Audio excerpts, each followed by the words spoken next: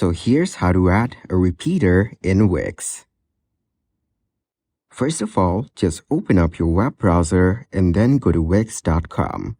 And as you can see, I'm already here and logged into my account. So from here, go to All Sites and click on Create New Site on the top right.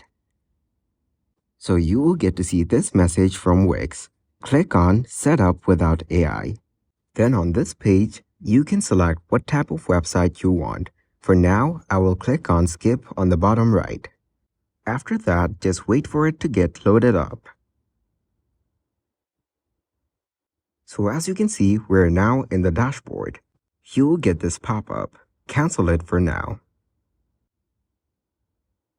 So from the dashboard, you need to click on Design Site on the top right and then click on Pick a Template. So here you can scroll through and select whichever template you like. Once you find it, click on Edit. Then you need to wait for a while for it to get loaded up.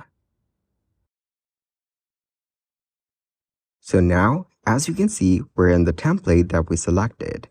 Cancel this pop-up and check out your new template. So if you're satisfied with the template, you can add your repeater right here. Click on the Add Elements button or plus icon on the left side.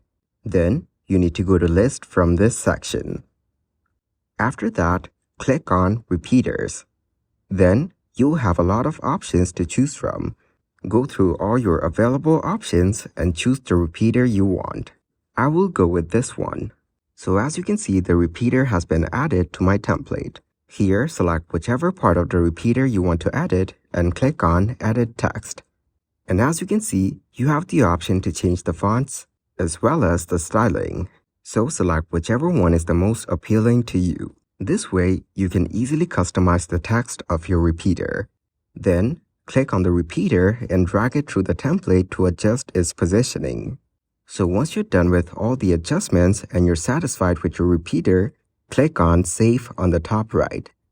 After that, you need to click on Save and Continue.